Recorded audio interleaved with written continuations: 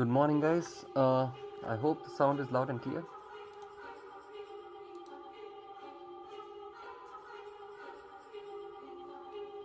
Okay, where's the YouTube one? Hello, someone confirm. Can you hear me?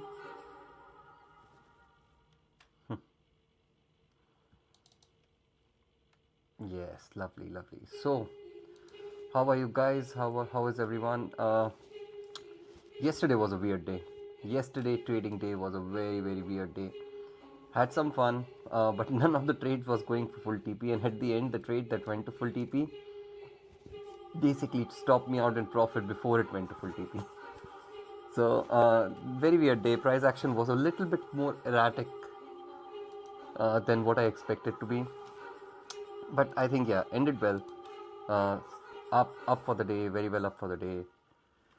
Yeah, nothing to be like too happy about, but you'll be like, yeah, fine. Happy that, okay, fine. It's a positive day overall.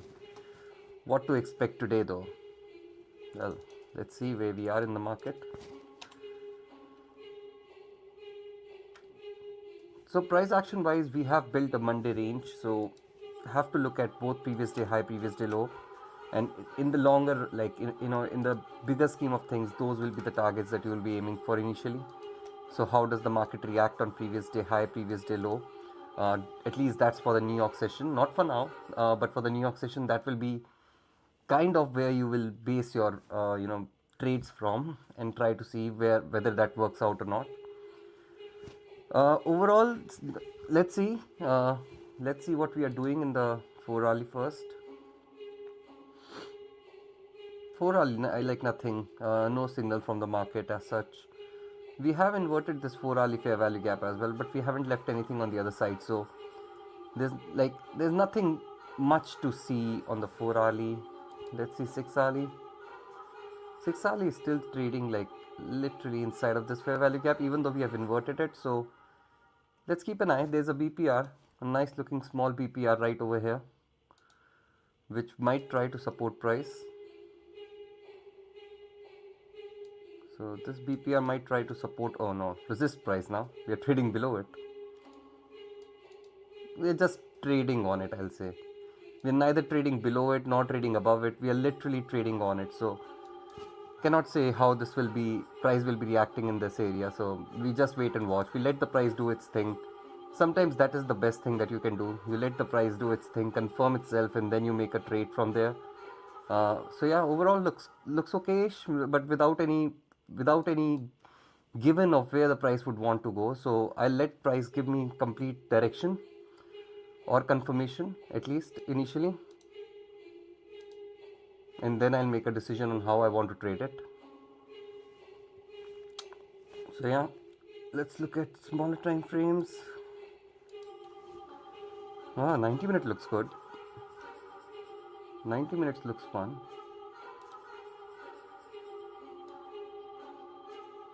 One second, guys. Yeah, 90 minute looks good. I think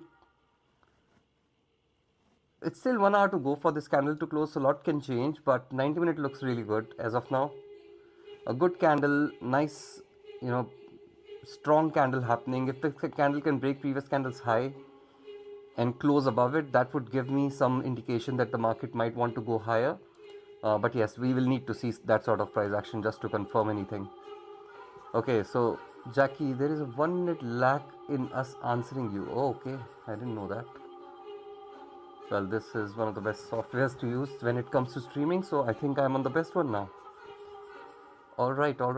So yeah, let's see how 90 minute performs. Let's go down to lower time frames to see what's happening there. Oh, that's beautiful. So this is what you want to see. Asia low, nicely swept. We are getting a change in state of delivery now. So that's good to see. Change in state of delivery is now confirmed. Let's say let's do this right. Let's try a long over here with a stop underneath this candle's low. So let's see how it goes. I have not even entered yet. And we'll aim for Asia high. That will give us 2 hours, yeah.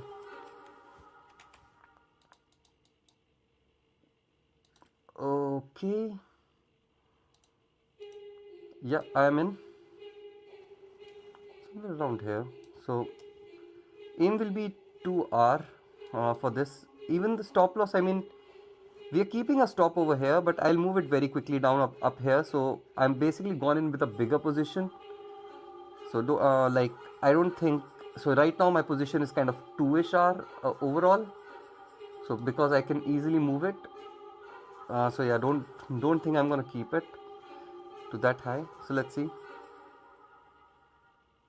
But yeah, right now the stops are under here for beginning. My overall risk is a bit higher than my normal self. So yesterday this was a trade that hit full TP, but the market took me out on this. I think this price action, when it came down here, my stops were down here, and I got taken out. But then it went to hit full TP. So I was happy that at least it went for full TP. Like, you know, I'm not just some guy who can't hit full TP ever. So yeah, that was a happy moment to basically see market go down, hit your full TP, and then you can relax.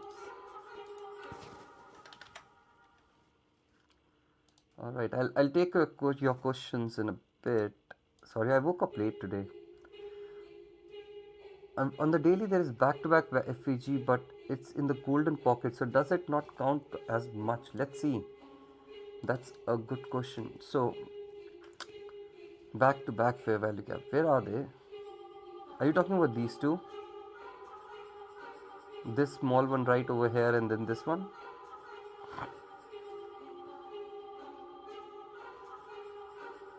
Jackie, I think you are talking about these ones.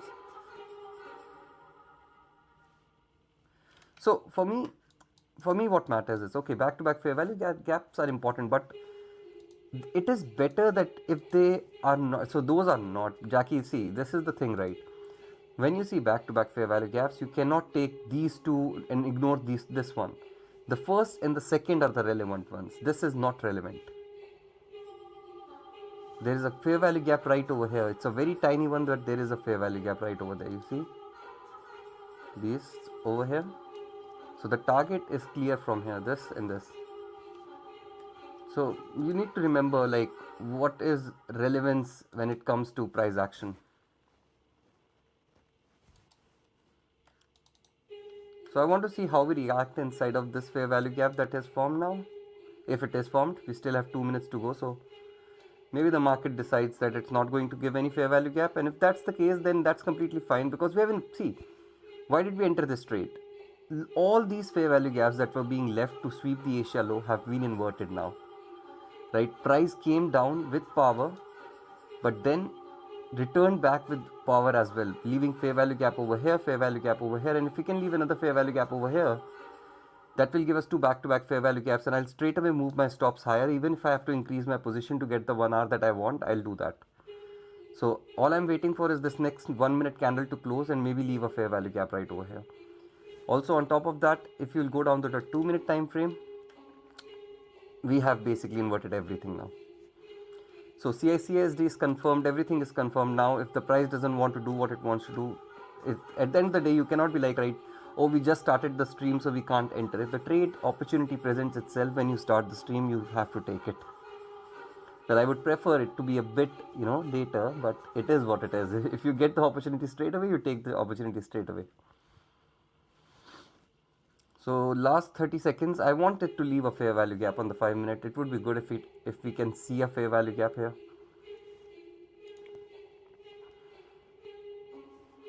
I think targeting wise we might not get much. Yeah, that's what I was thinking. Targeting wise we might have reached the target already for that. But that's fine.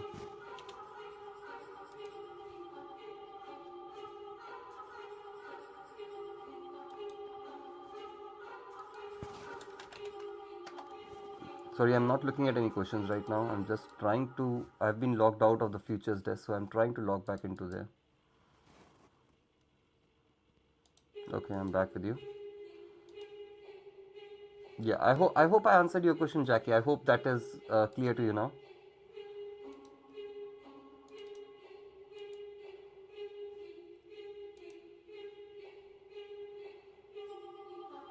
Gold looks good.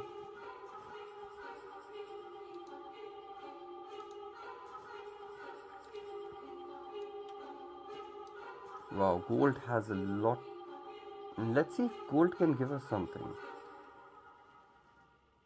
I mean, I'll be happy to short it right now. It's just I want to see a change in state of delivery right over here to confirm that okay, we are good to go short.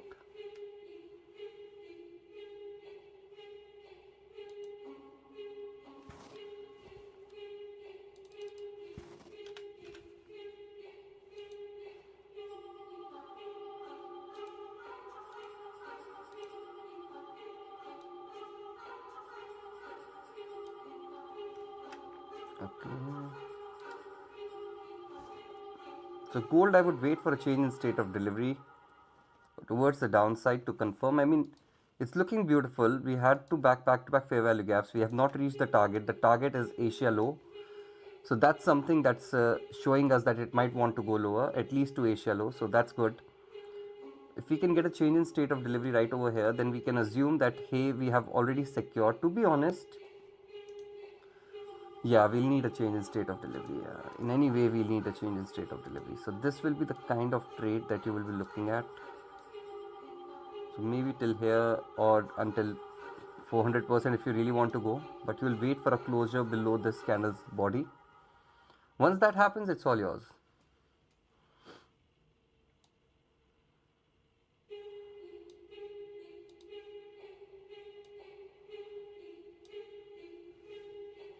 Once gold is able to do that, it's all yours. You can play as you want with gold.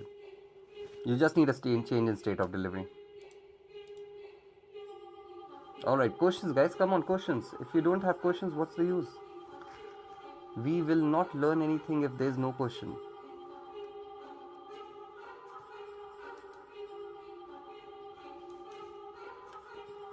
Okay, let's look at NAS. NAS is playing with our emotions. To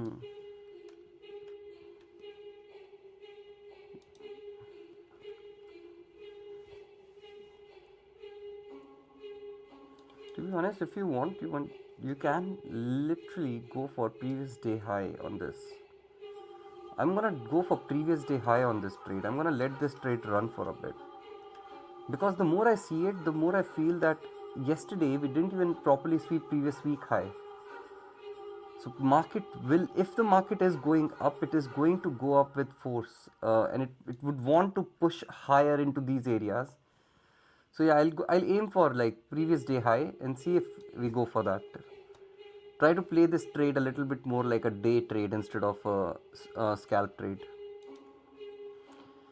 Do you copy trade? I'm bouncing between 3 accounts and I'm considering it. I always, man, if I don't copy trade, trust me, I will have a mental blowout. I have to copy trade. I don't have any other options. The amount of accounts that I run at the same time, it's impossible for me to manage.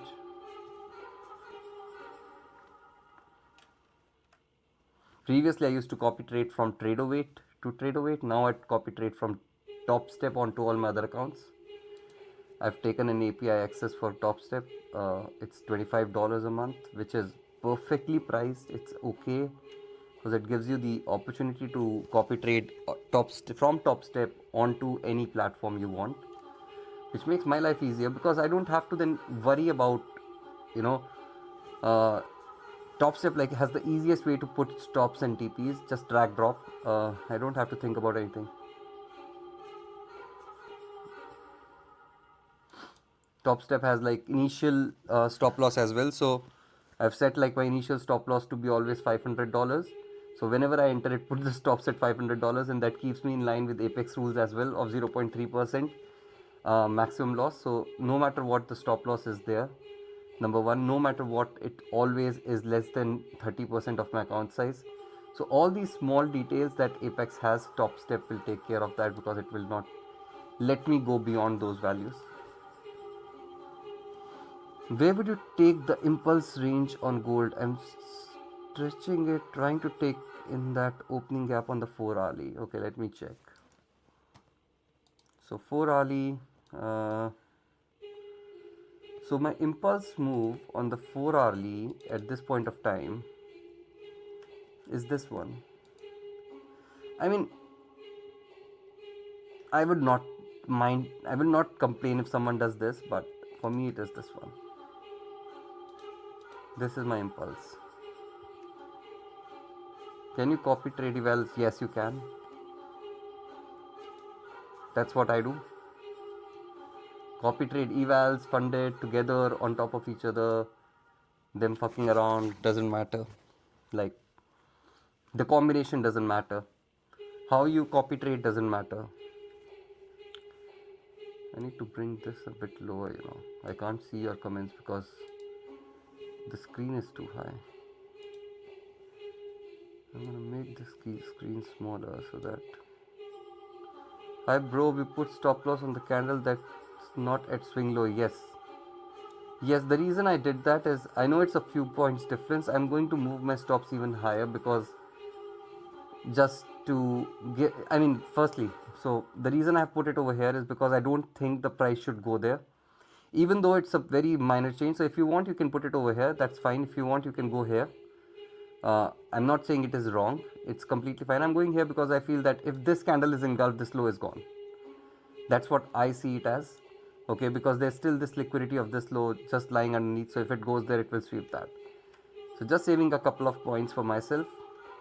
And also, I will be moving my stops very aggressively initially to get at least to this order block right over here, which has swept this liquidity, and done the change in state of delivery. So, I mean, once we basically show some sort of momentum to the upside, I'll most likely move my stops to this low. So reduce it further, and then I might not move it for a while. Just keep it where it is. It's just to make sure that your position has enough room to maneuver, but still not too big that you lose some points for no apparent reason that you don't have to. So it's decision making process. By the way, how's trading going, brother? How is it? Have you wrapped your head around all the problems?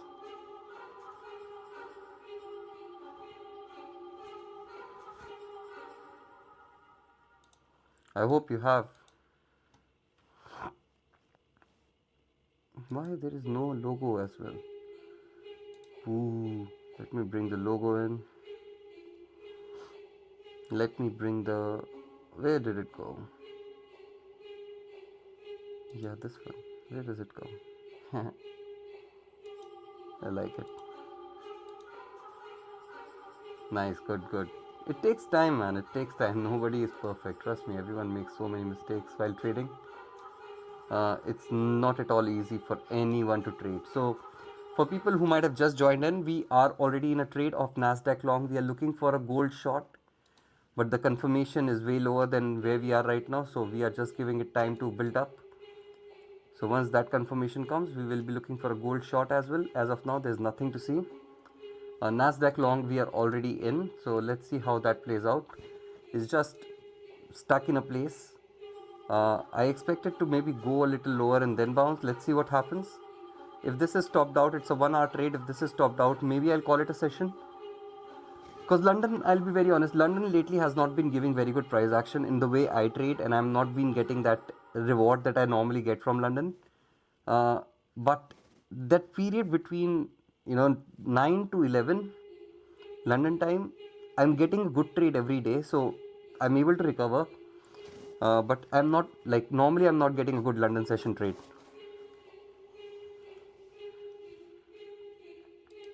Previously I used to get like at least one London session trade around 6:45, 7:30 area, but in the last couple of weeks or so I have not been getting that trade. So it's okay, like sometimes market keeps changing the behavior every time. All you have to do is look for levels, look for areas, look for opportunities, and if you get an opportunity, try to play that opportunity, because if you don't play the opportunities when they arrive, yes, sometimes you will have losers, but other times when you are supposed to have winners and you stop playing those opportunities, you will basically skew the data, and the data will basically then play against you. Because I've heard people like saying that, oh, my strategy doesn't work, and then they're like, if they get 3 losers in a row, they stop trading the strategy, and then the strategy might have 5 winners in a row. So bro, the strategy was always working. It's just the stats. Losers are always part of the game. If the losers are not there, how will you know that there's no strategy in the world that cannot have losers? It will always have losers. Some people just don't understand that. All right. Yeah.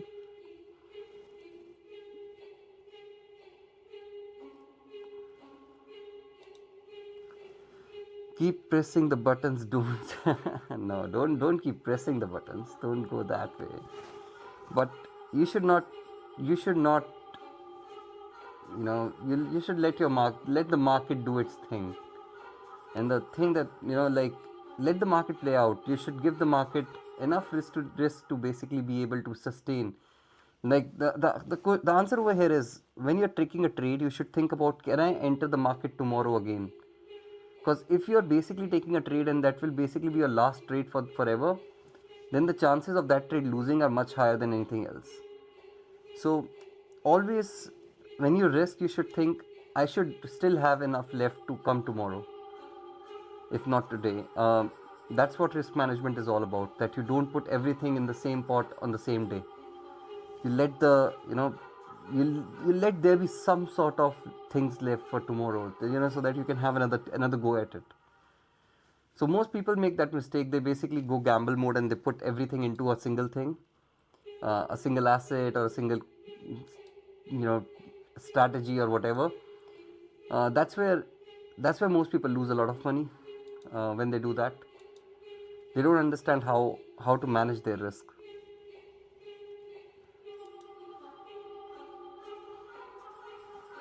So yeah, let it play out. Let it play out. Let's see.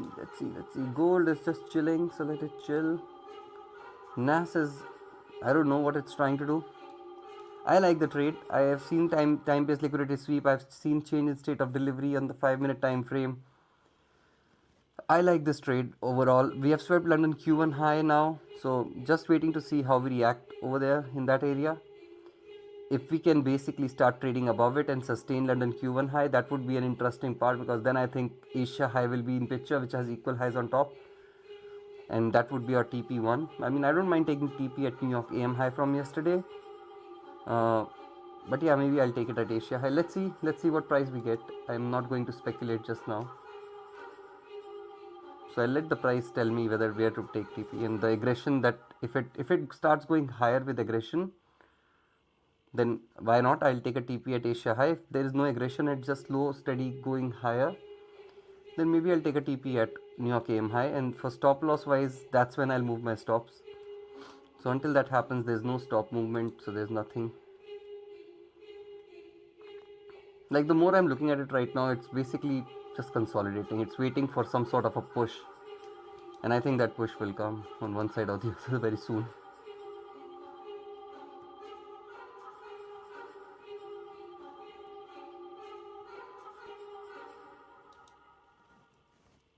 Good morning, Daisy. Did I miss your earlier good morning?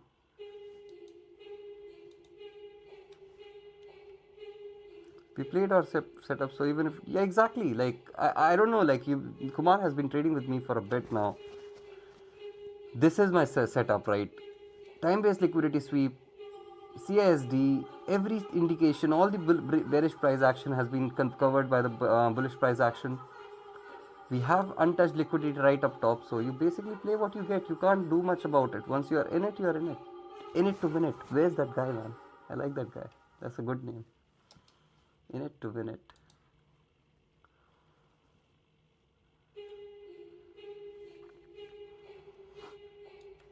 But yeah, let's wait and watch. Let's just give it some time. Gold, I'm still waiting. I think gold will give us a shot soon. If it does, that's great. Asia low is what I'm going to be targeting initially. But let's see. Any questions, guys? Anything you want to ask? Anything you want to know?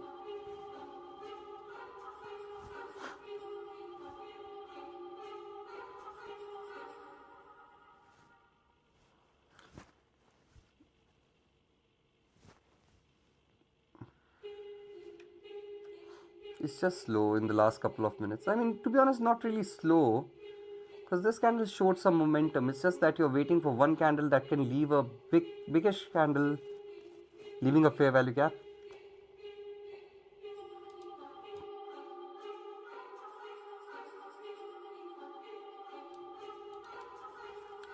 So yeah, all we are waiting for. Sorry, I had to sneeze. Oh my goodness. Oh, it's so cold over here right now. I'm hating this weather. The problem is I don't want to get out of bed. There's no other problem I have with this kind of weather. It's just that I hate to get out of bed early morning. And the session that I trade is early morning, so I have to get out of bed. It's just painful. I don't want to get out of bed.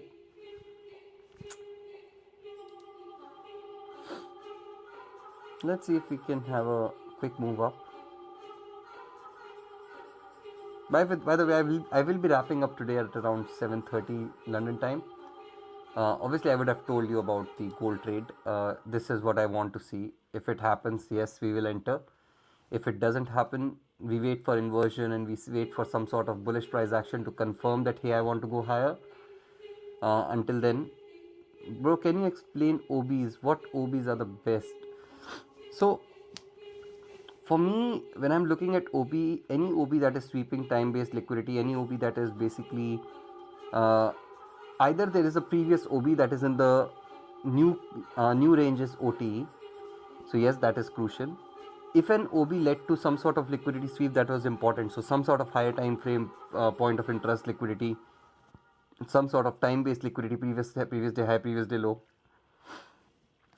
previous week high, previous week low, all those things, then yes, I would give that OB more respect, right? Because the best is higher time frame point of interest. So if this is the higher time frame liquidity area and your OB is sweeping that, then you know that this is where the bigger move started. And remember, the bigger the move OB triggers, the better it is. Okay, so let's look at some examples. So let's go. So let's look at this 4-hourly chart, right, for now. So in our case, if we are looking at this whole chart and we are saying, okay, what sort of example shall we pick from here? Give me 1 second. So this is the previous month low, right? Okay, yeah. Okay, let's do this. I'm on gold. That's what I'm saying, that the chart looks weird. Okay, I'll let this be here and I'll go this way. So let me remove these things so that we can easily see. Yeah, lovely. So we know last month this candle was like swept, right? This previous month low was swept by these candles, right? So there is some sort of OB or breaker block that would be converted later, that is in this area. So let's just bring it closer, otherwise it will run away way far ahead. Let's just bring it here for now and then go weekly, then bring it here for now and then go daily. Sorry, I have to adjust it because otherwise it will just run away. Yeah, better. So something swept this liquidity, right? So we go to 15 minutes on the same candle. Let me color that. Sorry, change the color, otherwise I'll not be able to see it.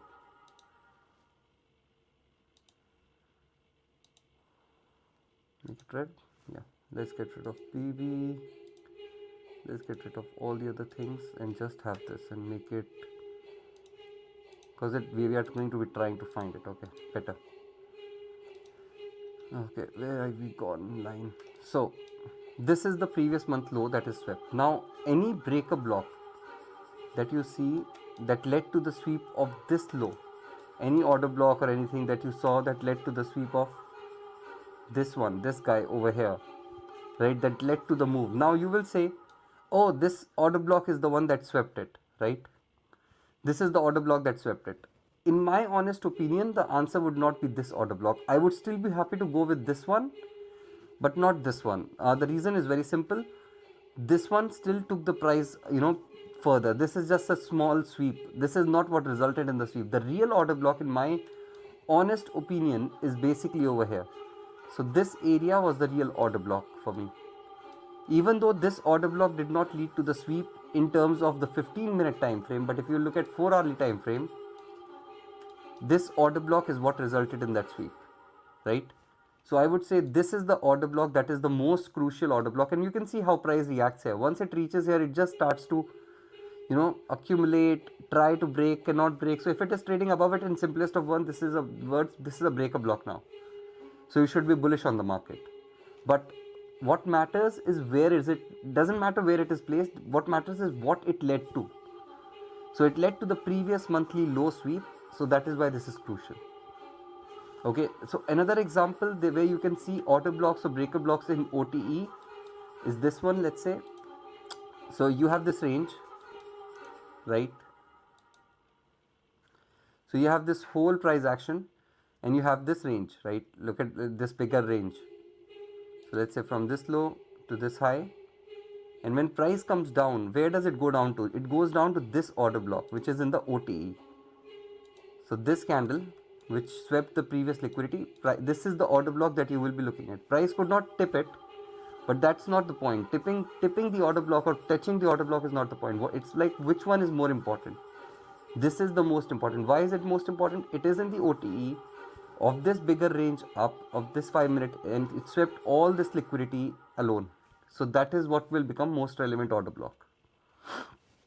I hope that answers.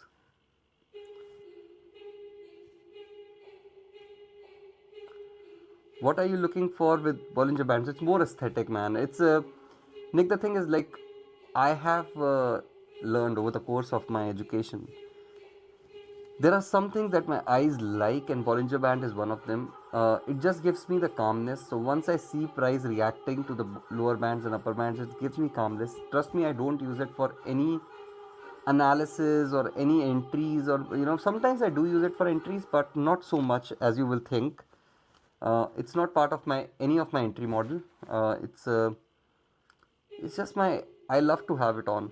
I just love to have it on. Yeah, I mean, if it was of any use, Nick, you would have known by now. Trust me. There's no secrets between you and me, Nick. You know that. It's of no use.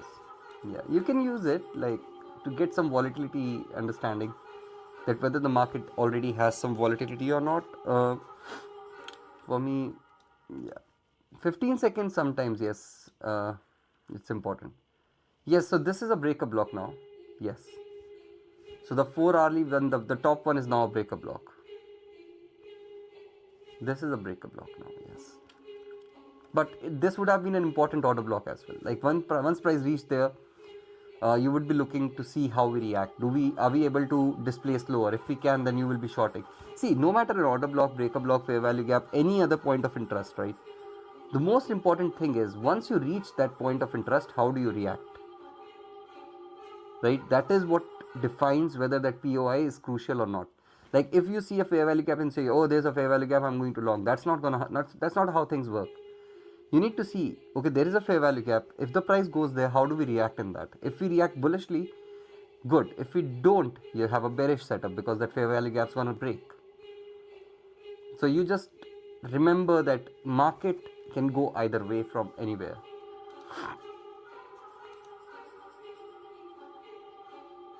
Oh, gold doesn't want to go down. Fuck you, gold.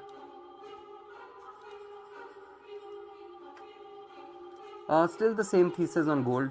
Now all I'm waiting for is a change in state of delivery over here, and I'll put my stops above this candle high. But until those things happen, I'm not entering. So now you will wait to see price go down quickly below this. If it doesn't, then there's no trade for me. It's simple. If I get an opportunity, I get an opportunity. If I don't, that's fine. We are already in a NASDAQ trade, and I'm quite happy with one trade in a session. So, what time frame you look for at market structure depends on what time frame I'm trading. Like, I will have a bias. I don't care about market structure most of the time. What I care about is obviously, yes, I want to see whether I'm in premium or discount of the range. But overall, I would say if a 90-minute time frame, the market structure is bullish, I would want to trade bullish that day. Like, I think my answer would be 90-minute. Like, instead of confusing, I would really be like 90-minute is what will dictate where I want the market to go. That's the right time frame for me. It just gives me a little bit more understanding, more than an hour, less than a 4 hourly. It's just easier for me to wrap my head around it, what's going to happen. Looks like price is just stuck, man. It's just stuck in this area. I know there's going to be some sort of volatility soon. It's just that the more it is stuck on the higher side of the range, it's not good. And especially after a sweep of some sort of liquidity, if the price is stuck, I don't like it because that shows lack of strength. You would want price to kind of rush higher quickly. If it can't, that's not good. Then why you look at range hourly, 4 hourly? Because I still need to get an idea, right? What's happening. Hourly, 4 hourly will still give me an understanding of what's happening in the market. But when I'm framing a trade, it's mostly 90 minutes that will drive whether... See, okay, let me repeat. I think you took it wrong. So even weekly and daily will give me a good bias to understand where the market wants to go towards. Okay? 90 minutes is kind of like current session is good, trending this way. That's the current session, but even weekly will give me some sort of insight of where the market might want to head towards. So yeah, so it's just a way to say that 90 minute is more important to me for on intraday level. But when it comes to dictating where the market heads, obviously you look at higher time frames. Jim E says 25,400, a nice spot to clear. That would be the top of a 30-minute falling wedge. Let's see your 30-minute falling wedge. I love chart patterns. This one? Yeah, I mean, if you want to look at it as a wedge, that's fine. For me, what I look at it as a cup and handle on 30 minutes. You're basically forming the handle right now. This is the cup, this is the handle. You break out, you have fun. See, this is why I stopped trading chart patterns, bro. Especially Jim. Let me tell you how much I hate wedges. I just hate them. Every time I have tried to trade a fucking wedge, I've failed. And I used to be like a very good chart pattern trader. Like even now I trade higher time frames with chart patterns. But when it goes to sub 1 hour or sub 4 hourly time frame, chart patterns stop working, man. So to just keep some money for your kids for the future, stop trading chart patterns. At least on smaller time frames.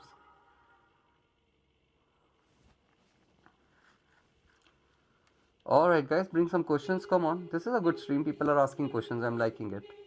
We entered a trade like in the first 5 minutes of the stream and then onwards it's just not moved, it's still there. Yeah, I don't like to go below like, I don't like to go medium time frame also with chart patterns. It's a bit messy, it becomes a bit messy, that's why. That's my own choice, by the way. It's not like I'm asking you to do that. What if gold takes the swing low now? Are you okay to take the short from there or still wait? I will basically go, as I said, I will go short on gold if we do a change in state of delivery over here. So until we go down to this area, I don't want to trade gold. Yeah, just FYI. How do I feel about swing trading? It's fun. I don't mind. I do swing trading, but the answer for me is if I can make enough money doing day trading, why should I swing trade? See, guys, trading is like, that it's a greedy job. You will want to trade every minute of the day. For me, it's very simple. If I've made enough, why do I want to trade again? To make money. If I've already made enough money, why should I be risking more? I don't have to. So that's why. Hi, what's your current TP? 25,500? I don't know. I want to see what my current TP is. Let me check. So the first TP, obviously it will be a bit discretionary. It could either be 25,421. So this area of 25,420 or 25,445, right? Or you can take one here and one here then. And then you have the next one at 25,496 and the last one at 25,546. So yeah.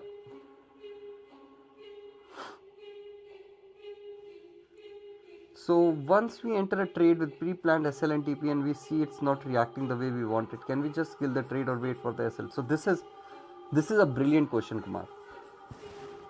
It depends on what sort of psychology you have. You might have noticed I let my SL play out, and the reason is very simple. I'll move my SL if I get an opportunity, but most of the time I'll let my SL be hit. The reason is I know myself, if I start cutting losers quickly, it will basically go into my trading style and I'll start doing the same with my winners. It's my inherent nature, it's nothing else. So I think this sort of a decision depends on what sort of a personality you are. Are you a personality that can cut their stops quickly but still let the winners run?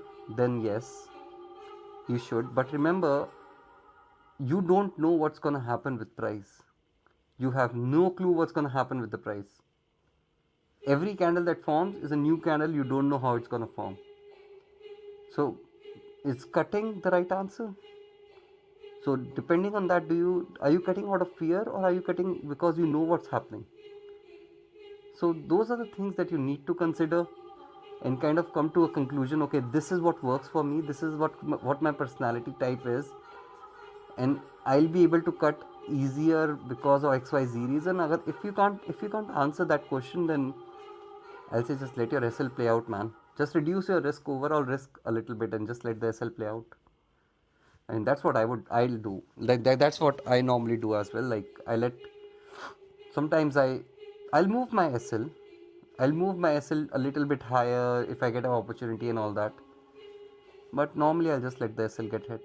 It's 1 hour loss. If you win one trade, you'll make 3 hour. Then why are you worried? You know? Yeah, it's a psychology game. Trust me, people think they've cut a trade and it went to my SL. I should have lost it, but I lost just this much. Brother, this is going to take out your profits as well, because that's how the market works. Because if you're cutting your losers fast, you'll cut your winners fast as well. You know, you just have to remember those things. Psychology is the biggest part. Like anybody can learn trading. How to control the emotions and find ways to be profitable is the fun part in trading. Like I have one student, right? I told him to just take one trade in a day, because I started looking at his psychology and understanding what happens to him. And I said, it doesn't matter, it's a winner or a loser, you just take one trade in a day. There's nothing more. And every time the guy takes one trade, it's mostly a winner. So he's happy, I'm happy because he's winning, and the group is happy because he's not crying. So it's you have to understand what sort of a person you are. In trading, more than strategies, it's psychology that plays a big role.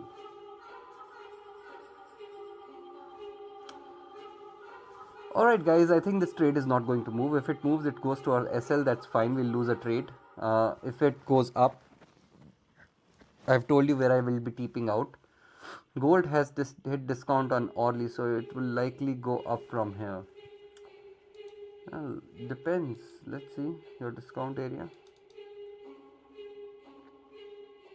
I don't know. Yes, it has hit it very well. But well, we are not in a trade. We are framing a trade, and I don't mind taking this trade. Leaving all this liquidity might not be what gold wants to do. It might just want to go and sweep that liquidity once more. So possibly, I don't know on gold yet. Yeah, until we are below these fair value gaps, I want to be short. If we go above, do a change in state of delivery, I want to see some sort of price action that comes down into, a small retracement and long touch. So gold, I'm quite open anywhere, any side of the market. I'm not so concerned about it. So yeah, let's see where it goes. Alright guys, I'll call it a day, and I'll see you guys on Friday now on YouTube, and see you all. Have fun. Looking forward to talking to you. Bye bye. By the way, before we go, any questions? Anyone? I don't want to leave you hanging. Alright, I'm getting a lot of thank yous. That means you appreciate me. I love you all. Bye bye. Take care. See ya.